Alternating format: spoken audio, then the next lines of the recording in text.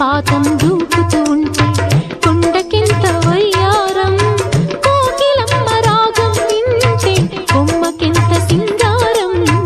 జలపాతం దూకుతూ ఉంటే కొండకెంత వయ్యారం. వాన జల్లు కిందికి రాగా నేల ఒళ్ళు ఒంపులు సాగా, ఎందుకంత తీయని ప్రేమ ఎవరికైనా తెలిసేనా? అదే అదే అనురాగం, దాని పేరు అనుబంధం. ఎవరి మనసు ఎవరి కోసం ఎదురు చూచునో, ఏ ఉదయం ఏ గుండెకు వెలుగు చూపునో. చినుకు రాలితే చిగురు నవ్వదా?